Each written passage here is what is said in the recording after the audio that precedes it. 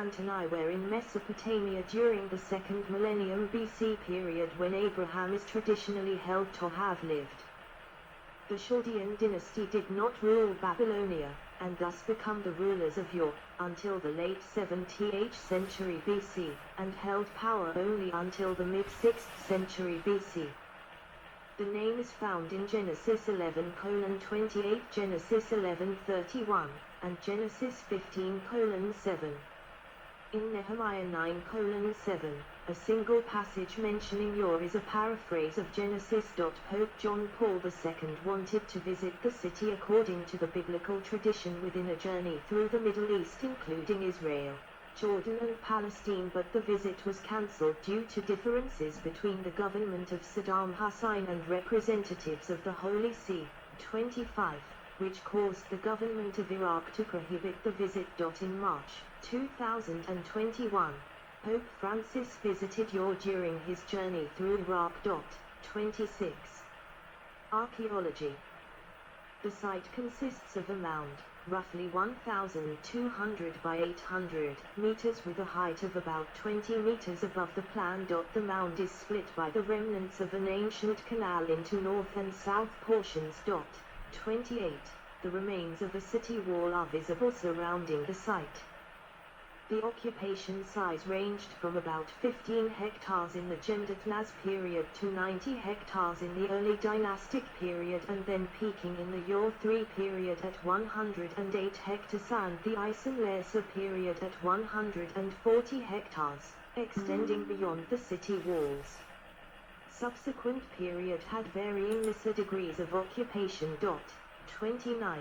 In 1625, the site was visited by Pietro della Valle, who recorded the presence of ancient bricks stampede with strange symbols, cemented together with bitumen, as well as inscribed pieces of black marble that appeared to be seals. He retrieved several inscribed bricks. 30. European archaeologists did not identify Tel el-Mukayr as the site of Ur until Henry Rawlinson successfully deciphered some bricks from that location, brought to England by William Loftus in 1849. 31. 32. The site was first excavated in 1853 and 1854, on behalf of the British Museum and with instructions from Foreign Office, by John George Taylor, British Vice Consul at Basra from 1851 to 1859. 33. 34. 35. Taylor uncovered the ziggurat of Ur and a structure with an arch later identified as part of the Gate of Judgment. 36. Among the finds were copies of a standard cylinder of Nabonidus, Neo-Babylonian ruler, mentioning the Prince Regent Belshazzar, usually thought to be the Belshazzar of the Book of Daniel in Rawlinson's March 1854 letter to the Athenaeum announcing his reading of the Nabonidus cylinders which connected Mukir or Umkir with the name Ur. 27. Bitumen mortar among Ur smut bricks. Circular groups of bricks excavated in 1900. The Hebrew Bible. 37. Between 1854 and 1918, locals excavated over 200 tablets from the site, mostly from the temple Enunma, of the moon god Sin. 38. Built by the Ur III ruler Ur-Nammu, the ziggurat was later repaired by Isin ruler Ishudagan early in the 2nd millennium BC. 39. Stampede bricks on the ziggurat detail 3 building of the Temple of Ningal by 14th century BC Kassite ruler Kurobozuai. 40. Some cuneiform tablets were found. 34 of these tablets were inadvertently mixed in with those excavated at Kittala. Only in recent years has this error been recognized. 41. 42. Typical of the era, his excavations destroyed information and exposed the tell. Natives used the now loosened 4000-year-old bricks and tile for construction for the next 75 years while the site lay unexplored. 43. The British Museum having decided to prioritize archaeology in Assyria. 36. The site was considered rich in remains, and relatively easy to explore.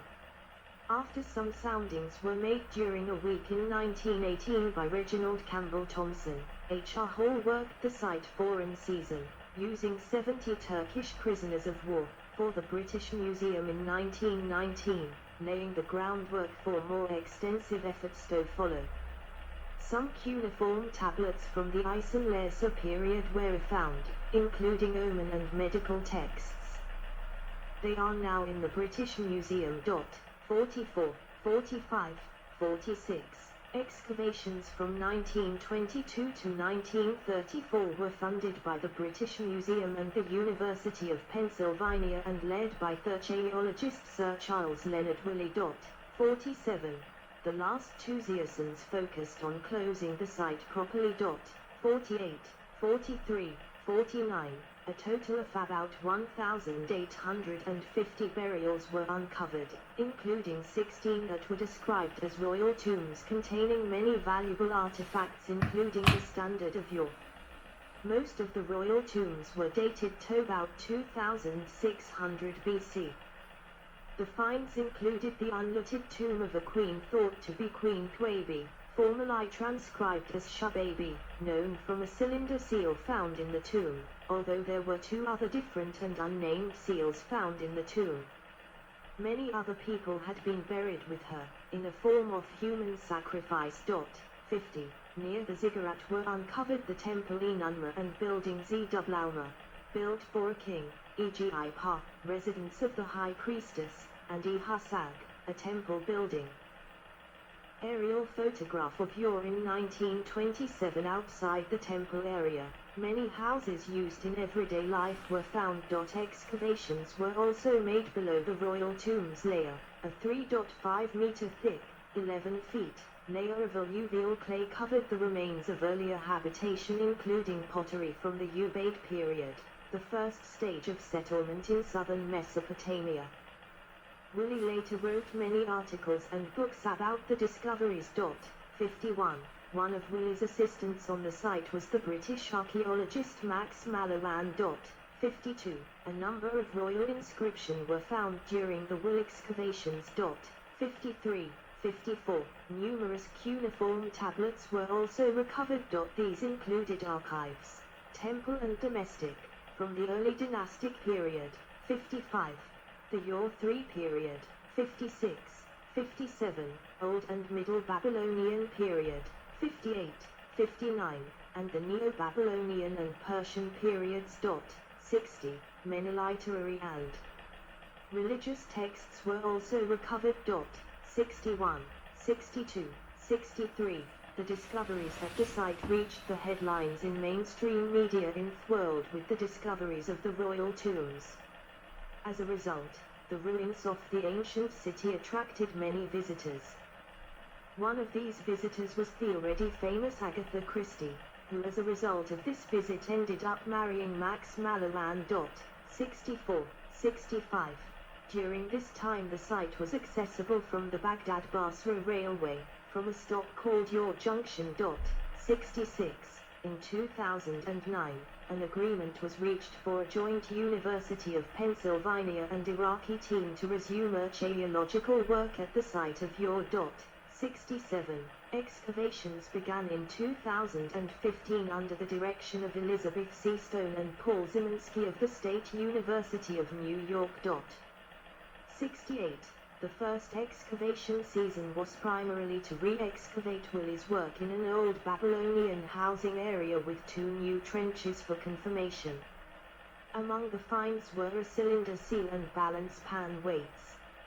A number of cuneiform tablets were unearthed, a few Ur III period, a few Old Babylonian period, and a number of Old Akkadian period. 69. A similar though smaller dig was made in a Neo-Babylonian housing area. 70, 71. In the 2017 season an urban area adjacent to Woolley's very large area was excavated. The burial vault of a Babylonian general Abaisum was found. Abaisum is known from year 36 of Hammurabi into the reign of Samsu-iluna. 30 cuneiform tablets were found around the vault and another 12 inside the tomb itself. Some distance south of area are a German team of Munich University directed by Adel Haytot excavated an old Babylonian home. In levels below the final occupation were found tablets dating to Sinerabam and Siliadad, rulers of Larsa. They included a new copy of the Lament for Sumer and Yor. 72, 73, 74, the royal tomb excavation. When the royal tombs at Yor were discovered, their size was unknown. Excavators started digging trenches in the middle of the desert to see if they could find anything that would allow them to keep digging. They split into two teams, A and Team B. Both teams spent the first few months digging a trench and found evidence of burial grounds by collecting small pieces of golden jewelry and pottery. This was called the Gold Trench. After the first season of digging finished, Woolley returned to England. In autumn Woolley returned and started the second season. By the end of the second season, he had uncovered a courtyard surrounded by many rooms. 75. In their third season of digging, archaeologists had uncovered the biggest find yet, a building that was believed to have been constructed by order of the king, and a second building thought to be where the high priestess lived. As the fourth and fifth season came to a close, they had discovered so many items that most of their time was now spent recording the objects they found instead of actually digging objects. 76. Items included gold jewelry, clay pots and stones. One of the most significant objects was the Standard of Yor.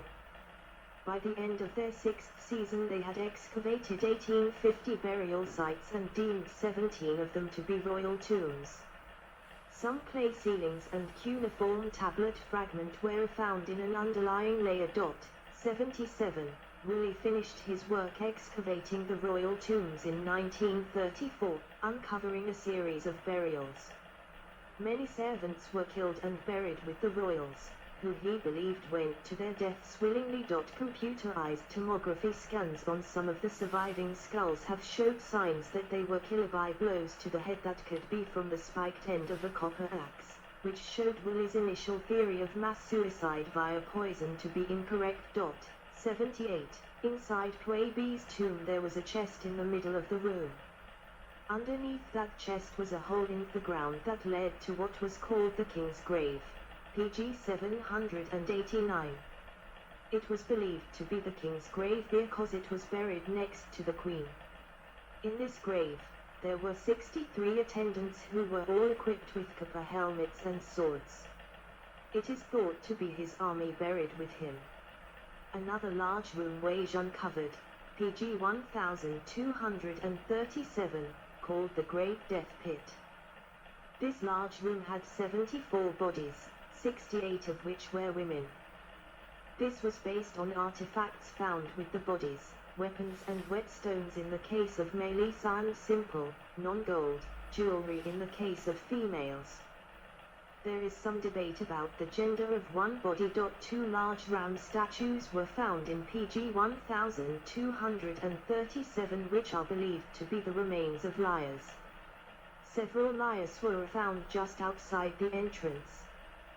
The bodies were found to have perimortem blunt force injuries which caused their death. They also had skeleton markers for long-term manual labor. 79, 80, 81.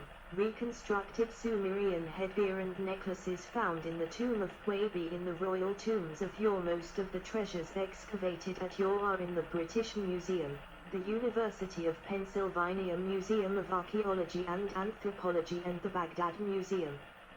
At the Penn Museum the exhibition Iraq's Ancient Past, 82, which includes many of the most famous pieces from the royal tombs, opened to visitors in late spring 2011.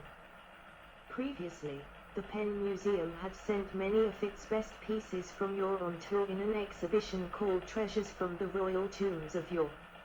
It traveled to 8 American museums, including those in Cleveland, Washington and Dallas ending the tour at the Detroit Institute of Art in May 2011. Samples from 2 stratigraphic layers in the Royal Cemetery area from before the royal burials have been radiocarbon dated. The EDIA layer dated to c. 2900 BC and the EDIC layer to c. 2679 BC. 83, 84, current status. U.S. soldiers ascend their constructed ziggurat of Ur in May 2010. Though some of the areas that were cleared during modern excavations have sanded over again, the Great Ziggurat is fully cleared and stands as the best preserved and most visible landmark at the site. 85. The famous